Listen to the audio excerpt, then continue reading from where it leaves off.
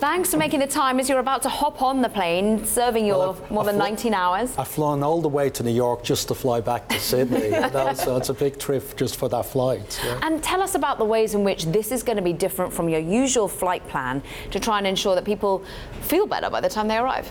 Well, you know, Australia is a long way away from everywhere, and we have some of the longest routes in the world. Last year we started Perth to London, the first time Australia and Europe were connected with a direct service. The only two continents in the world that don't have a direct service, and that's performing exceptionally well.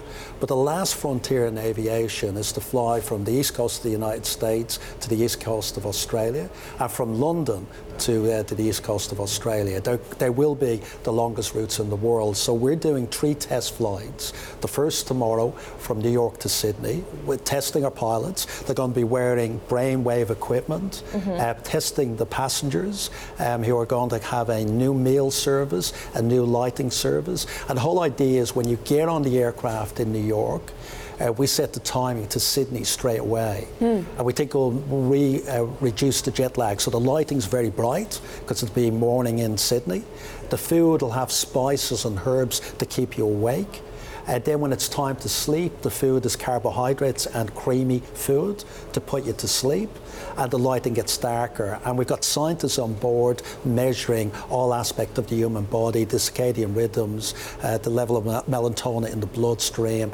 And we think we can make a real unique IP of this long-haul travel. So it's going to be a science experiment, basically, up in the skies. What level of demand is there for a New York to Sydney direct flight or London to Sydney direct flight? Well, we think it's massive because the Perth-London was the first time, as I said, that we put something on, and it's a 17-hour flight.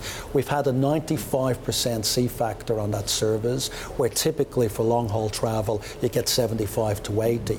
And people are paying a premium, a significant premium in business class of over £1,000 out of the UK to fly on that service compared to a one-stop. And today, Qantas, because it can't reach New York, has a flight that lands in LA every day and goes on to New York, and we fill it. So we know the demand's there, and we think there will be a premium for it, and we think it could be really profitable for the business. But we still have a number of hurdles to get over before we'll approve the business case. How about the plane's performance? Because 787 Dreamliner, right? You're taking 50 passengers on this occurrence to make sure that you can get there with still 90 minutes or so of fuel on board. Can it be full to the brim? Can you ensure that you get the efficiency in that way come 2020? Yeah, there are 2 aircraft that we're doing a tender for, the A350, which is the Airbus aircraft, and the Boeing 777-8X, which we believe can do a full passenger load. And actually, to talk about the technology, 30 years ago last week, Qantas flew a brand new 747-400 from London to Sydney, which was the longest flight in the world, but no passengers on board and no seats, because the aircraft could just barely make it. Next month, we'll do a London to Sydney on the 787, a 2-engine aircraft with 50 passengers on board. Still not a full payload, but we think in 2023, one of these new aircraft types will be able to do it with the full commercial payload. It's a game changer for us, given how far Australia is away from the world. And of course, all this new aircraft is a lot more energy efficient than they ever have been in the past. Nevertheless, there are plenty of risks involved here as well. Oil prices could suddenly spike, and that would be certainly a concern for you.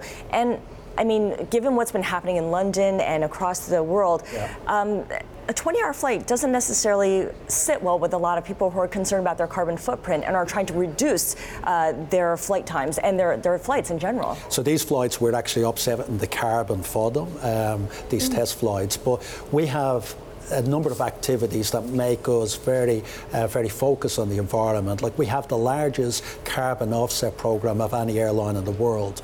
10% of our customers offset their carbon emissions.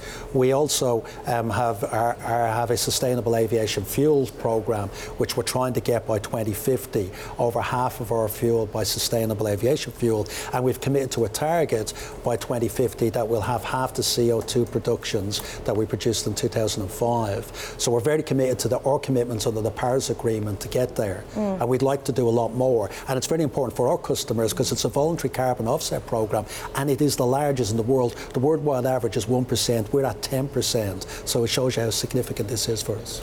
Real focus there. How on earth are you going to be focusing for 19 hours on board of a flight?